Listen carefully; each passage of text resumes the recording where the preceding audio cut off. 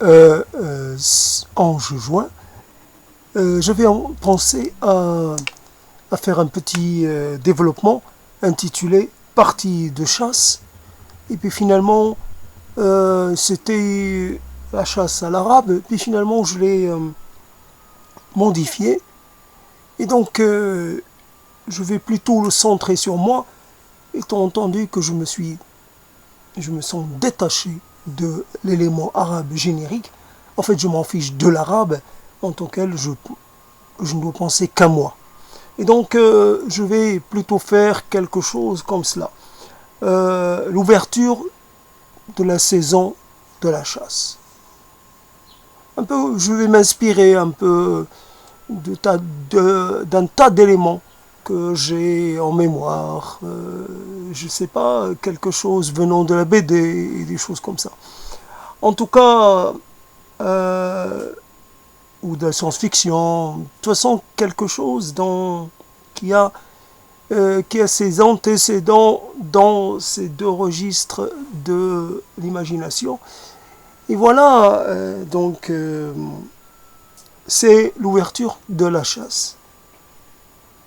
C'est, comme chaque année, c'est le retour de la période un peu spéciale. Les chasseurs l'attendent avec impatience. Ils comptent les jours. Dès le premier jour, ils sont là. Ils sont équipés, ils sont affûtés, ils sont tout à fait enthousiastes. Ils forment des compagnies. Ils ont des bêtes qui les aident à courser, à débusquer le gibier, la proie. Ils sont là. Et dès le lever du soleil, ils sont à l'œuvre. Moi, je suis quelqu'un qui a vu se passer des choses. J'ai pas envie. Je sais que je suis concerné, mais je n'ai pas envie de me faire prendre comme ça. Je suis pas un gibier comme les autres. Je sais me défendre et je vais me défendre. Je vais me cacher. Je vais attendre que ça passe. La saison ne dure que 3 mois dans l'année. 3 longs mois à attendre. Calfeutrés quelque part, ne sortant jamais, ne montrant jamais de signes de vie. J'ai un petit abri que je m'étais aménagé, dans lequel j'ai tout ce qu'il me faut.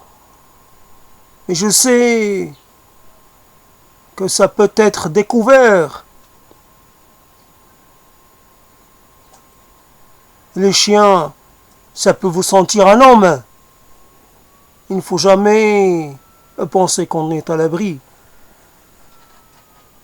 J'ai entendu dire que l'année dernière, on a débusqué plein de ces cachets. Et on les a exhibés fièrement. On a fait des défilés dans les rues, on a montré les trophées. Il paraît qu'il y a un chasseur qui, à lui tout seul, on a tué 9. 9. Il les a tués à bout portant. Lui, il aime les regarder dans les yeux avant de les abattre. Il garde les têtes. Comme ça, il peut les montrer, il peut les exhiber, ça lui fait... Plus il en a, plus il se sent supérieur aux autres. À son tableau de chasse, il y a déjà une centaine de trophées. D'ailleurs, il commence à manquer de place. Il ne sait pas où les mettre. Il commence à sélectionner. Il aime bien montrer les mâles dans toute la vigueur de leur âge, entre la vigueur de l'âge. Il aime bien. Il les préfère avec des moustaches. Il les préfère avec leurs cheveux. Il n'aime pas les gris, ceux qui commencent déjà à se faire vieux. Ceux-là, ils sont faciles à attraper. Il aime les gens, il aime les proies encore vivaces. La proie qui ne se n'attrape qu'au bout d'un effort. La proie qui se mérite.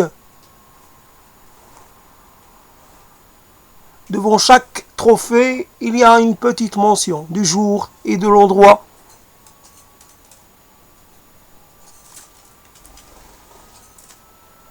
Il y a là, dans un coin, plusieurs têtes de toute une famille. Il y a là le père, la mère, il y a même la grand-mère, il y a 2 ou 3 enfants, oui, 2 filles et un garçon. Il les a réunis. Il est un peu sensible, il n'aime pas séparer les familles. Il y a là le père qui regarde avec ses yeux de verre, qui regarde sa femme, qui elle-même regarde à sa mère, et puis les enfants qui regardent les parents. Ils discutent un peu en silence, ils sont réunis dans un silence de mort. Ils sont réunis là pour l'éternité. D'ailleurs, ils veillent à les protéger, ils veillent à ce qu'ils restent intacts. Dès qu'il y a un petit soupçon, je ne sais pas, il aime pas que ces trophées soient attaqués par des insectes ou des champignons. Il aime que cela reste comme au premier jour. Cette année, c'est peut-être cette dernière année. Il commence à se lasser de ce jeu. Il commence à se sentir un peu moins en jambes. Et il a envie de conclure sa vie de chasseur sur un exploit. Il sait que c'est à sa portée. Lui, le grand chasseur, le chasseur expérimenté, celui qui en a formé de chasseurs. Il a montré ses techniques. Et aujourd'hui, il sent qu'il doit passer le relais à quelqu'un d'autre. Son secteur à lui, il va le céder à un de ses fils ou à un de ses amis. Peu lui importe. Son secteur, il le connaît par cœur. C'est un secteur riche, un secteur bien fourni en gibier. Et moi, je sais tout cela. Le reste de l'année, quand la saison de chasse est fermée, je me documente, je m'informe, je sais tout. Car le reste de l'année, tout est normal.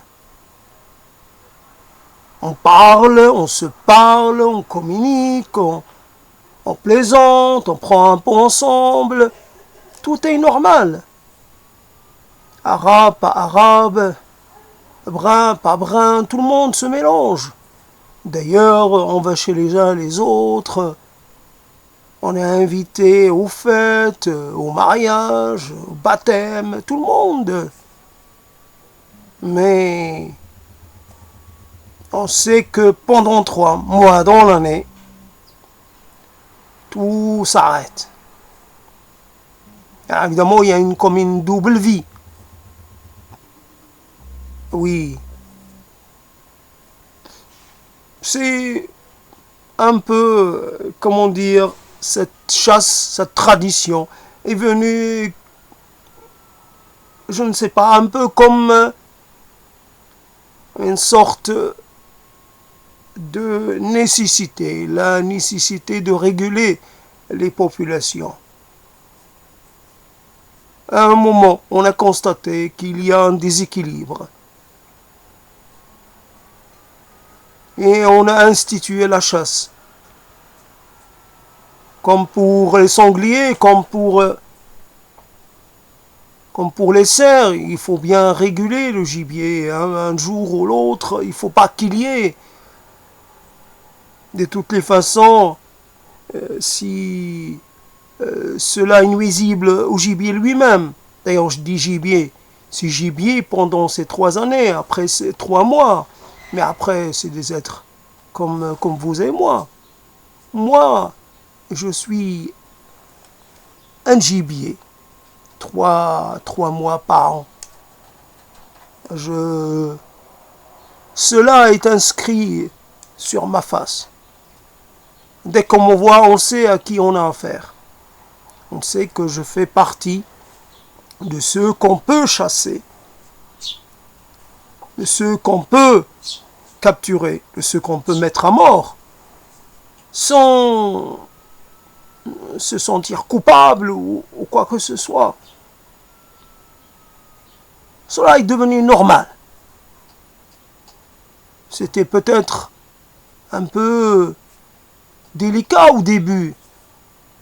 Mais les consciences, il y a des gens qui n'ont pas été d'accord, qui ont protesté. Mais avec le temps, les protestataires se sont tus. Les personnes n'ont n'émis d'objection. Tout le monde est plus ou moins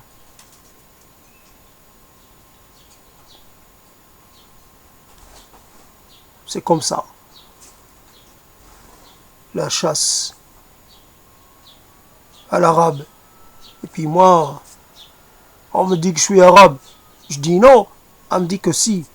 Alors, bien sûr, il y a des gens qui ont rédigé des manuels de survie. Comment faire pendant les 3 mois? Comment bien se cacher? Comment ne pas se rendre débuscable?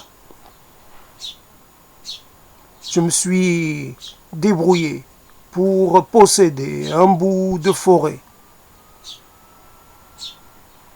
très loin de la ville, vraiment très très loin. Personne ne peut supposer que c'est là-bas que je passe les 3 mois. Bien sûr, c'est quelqu'un qui l'a acheté pour moi. Si j'avais donné mon nom, on aurait vite fait le lien. Non, je l'ai fait acheter par quelqu'un d'autre. Et puis rien ne me relie à administrativement, rien ne peut me relier à ce lieu. J'y vais. J'y vais un peu tôt. D'ailleurs, pendant les 3 mois, je pratique un peu la restriction calorique. Je fais un peu dans le jeûne. Je jeûne beaucoup. Je ne peux pas stocker beaucoup de choses. L'abri est tout petit. Et puis, si on m'avait vu transportant des choses, on pourrait très bien me suivre. Donc, je m'arrange pour ne pas attirer l'attention. J'achète peu et chaque fois que c'est possible, je stocke. Mais mes stocks ne sont pas conséquents. Ça, normalement, si je mangeais normalement, ça ne durerait pas plus d'1 mois. Mais là, je me contrôle, je me restreins. Ça me fait du bien, d'ailleurs. À la fin, je sors un peu plus léger, ayant perdu 10, 12, 9 kilos, ça dépend des années. 9 kilos, faut dire que ça se voit. Moi qui suis mince d'apparence, je suis encore plus mince. Et je me dis que c'est un prix normal à payer. Je suis amaigri, aminci, mais je suis vivant. Vivant jusqu'à la prochaine saison.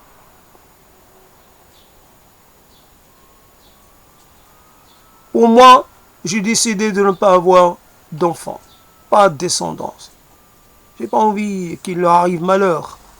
Je sais que cette vie-là n'est pas une vraie vie. Moi, je pourrais bien partir ailleurs, mais j'ai ma racine ici. Cette terre est ma terre, alors c'est vrai que 3 mois dans l'année, elle cherche plutôt, elle me renie. Quelque part, elle me repousse, mais je me dis, je fais un peu,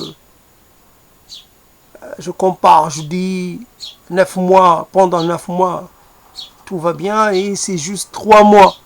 Alors évidemment, quand je fais cette sorte de calcul, ah bien moi je me dis, ça vaut le coup. Le reste de l'année, tout se passe bien. J'ai une vie très riche. Je vois du monde, j'ai beaucoup d'amis, j'ai un certain succès auprès des gens. Les gens m'aiment bien. Ouais, parce que je suis quelqu'un qui est gentil avec tout le monde. Je prends des nouvelles de tout le monde. Euh, J'accorde du temps à tout le monde, à chacun. Je suis pas avare de mon temps et de mes attentions.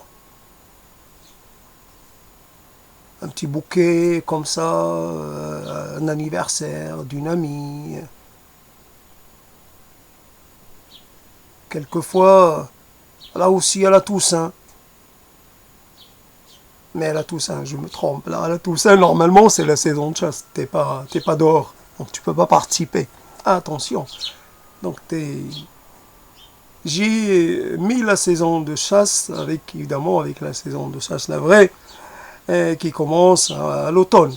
Donc voilà, donc un moment quelque part un moment opportun pour chasser. Peut-être qu'à la sortie de l'été, les animaux sont un peu en bonne santé, ils ont de la chair et du gras, et on peut commencer à les chasser avec l'automne. Peut-être que la végétation s'éclaircit, les feuilles tombant, etc. Ça aide peut-être à mieux voir.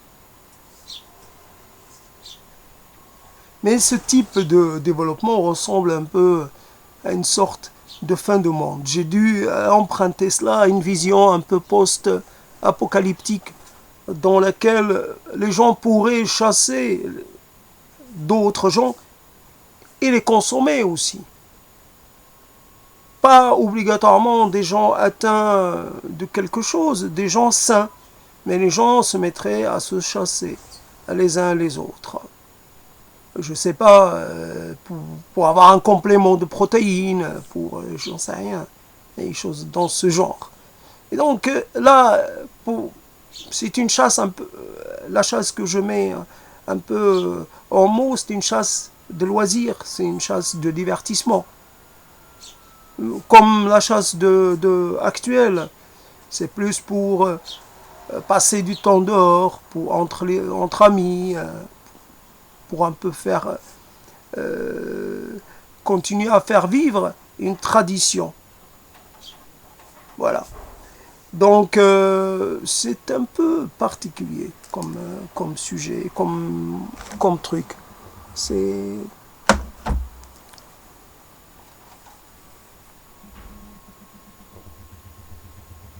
évidemment si j'étais resté sur partie de chasse, ça aurait été un peu plus, parce que à ce moment-là, c'est une chasse en ville, chasse urbaine. Et à ce moment-là, euh, c'est une sorte d'équipé un peu mortel. Quelque part, cette chasse-là n'aurait pas de saison précise, une chasse qu'on pourrait faire tout le temps. On partirait comme ça, des gens se mettraient ensemble pour partir à à l'arabe, parce que évidemment c'est ça qui est d'ailleurs dans cette paradoxalité de la chose. L'arabe est celui qu'on fréquente de façon tout à fait normale, presque sans arrière-pensée. Mais en fait, on le fréquente sans le fréquenter. On le fréquente, mais on garde une distance. On le fréquente, mais on pourrait un peu, d'une certaine façon, on est avec lui, on vit avec lui, on pourrait, comme ça, tout d'un coup, ne plus le supporter. Mais ça peut être l'arabe, ça peut être quelqu'un d'autre. Hein. C'est pas l'arabe, c'est pas toujours. D'ailleurs, l'arabe peut aussi pratiquer cela. Il peut pratiquer la chasse. Je sais pas, ça existe des gens dans les pays arabes qui se mettent à chasser. Je sais pas, le Libanais qui se mettrait à chasser le Syrien, le Marocain qui se met à chasser ce qu'on appelle génériquement les subsahariens, et ça s'est produit il n'y a pas longtemps. Donc, chacun un peu, quand il se sent chez lui, bien chez lui, il s'autorise un peu certaines exceptions.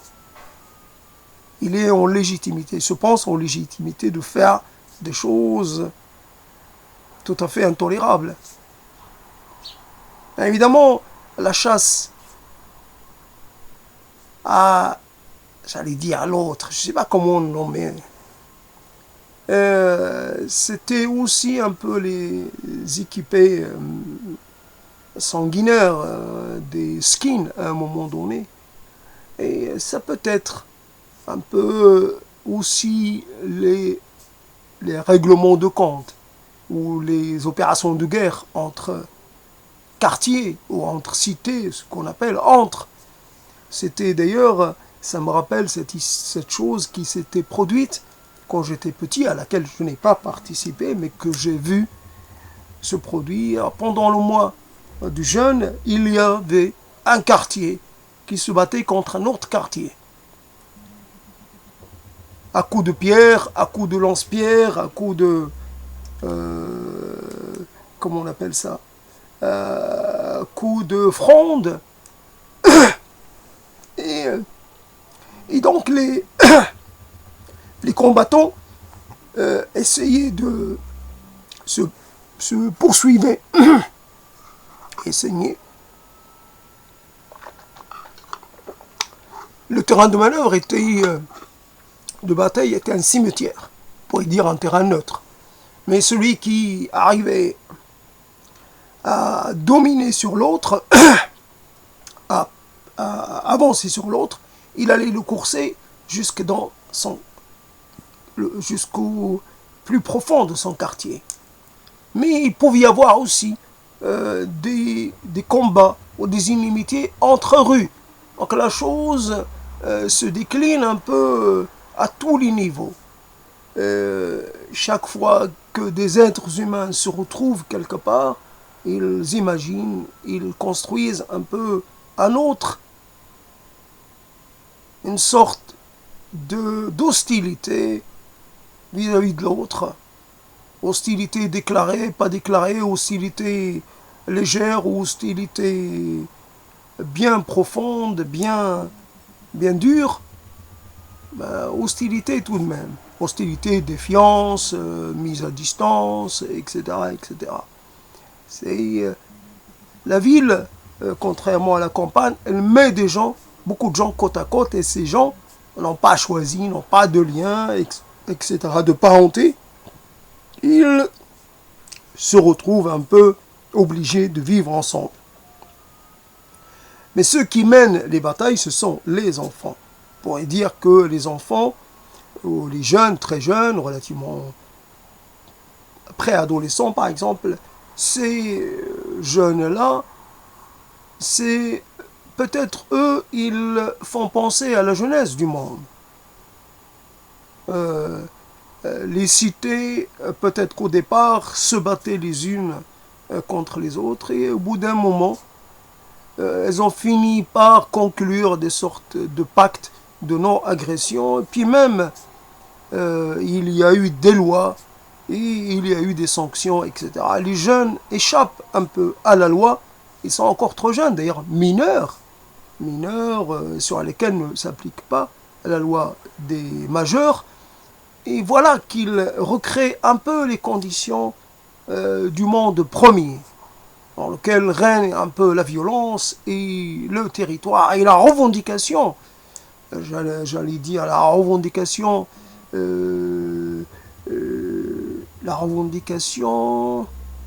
d'un territoire, une revendication presque, non pas irrationnelle, mais une revendication presque, je trouve pas le terme, mais il y a comme cela, alors qu'en fait c'est purement, comment dire, c'est uniquement peut-être je sais pas comment on appelle ça, l'instinct, quelque chose de totalement instinctif qui n'a rien à voir avec les coutumes ou avec autre chose. Il y a comme une sorte d'insupportation. L'autre crée en moi une sorte d'insupportation. Qu'à voir les enfants, comment ils se comportent entre eux, même quand ils sont issus de la même, des mêmes géniteurs, à quel point il peut y avoir de l'hostilité et de la concurrence et de la compétition. Après, les enfants apprennent à se maîtriser, à faire reculer leurs instincts, un peu à faire taire leurs instincts. Voilà comment une chose comme ça. Donc saison de chasse. Je ne l'ai pas trop développé. Bon, c'est juste pour donner une idée. Il ne s'agit pas là de faire un truc fermé, abouti. Non, c'est pour donner une idée. Toujours dans pour rappeler cette chose de la difficulté d'écrire. Tout cela vient parce que je n'arrive pas à écrire. Et quand je commence, je ne finis pas. Alors que là, ce n'est pas fini, mais c'est bien avancé. Je ne pouvais pas faire plus. Évidemment, je pique, j'emprunte à des choses que j'ai lues ou regardées. Peu importe. Je m'approprie quelque chose que d'autres ont avancé bien avant moi. Mais je sais pas, j'y mets peut-être un peu du Dupont-Lajoie ou quelque chose dans ce genre. Alors évidemment la chasse, ça peut être la descente. La descente, on va faire une descente. Non, là aussi c'est un terme peut-être plus, un moment qui convient mieux. Mais ça ouvre un peu sur la... Mais finalement, quand on voit les conflits qu'il peut y avoir entre des gens qui se ressemblent beaucoup, parce qu'ils appartiennent à une barre d'immeubles, et que les autres, leurs rivaux, appartiennent à une autre. Donc, et là, ils peuvent se retrouver vraiment dans des... Voilà ce dont je parlais en parlant de cette chose à laquelle j'ai assisté quand j'étais enfant, et ces batailles dans les cimetières. Aujourd'hui, il n'y a peut-être pas de pierre, mais ce que les enfants d'aujourd'hui peuvent utiliser, ce sont peut-être des armes blanches, ce sont peut-être des bâtons, et des choses aussi qui peuvent faire mal. À une époque, les batailles de rue, il y avait le coup de poing américain.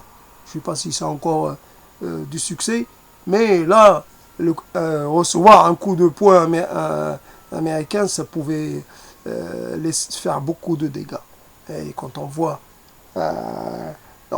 c'est quelque chose, c'est une arme, comme on dit, diabolique. C'est d'une efficacité consternante. C'est quelque chose qui n'aurait jamais dû être inventé. Et pourtant, ça a existé et ça a servi. Et même, je pense que ça a beaucoup servi. Dans les années 50, 60 peut-être, etc. Donc, il y a quelque chose qui reste un peu de l'ordre de l'atavique, de l'ordre de l'installé, qui a tendance un peu à s'estomper. Voilà. Ça réapparaît avec les jeunes et ça s'estompe avec l'âge. Et on devient un peu plus, comment dire, comme on dit, un peu plus civilisé, un peu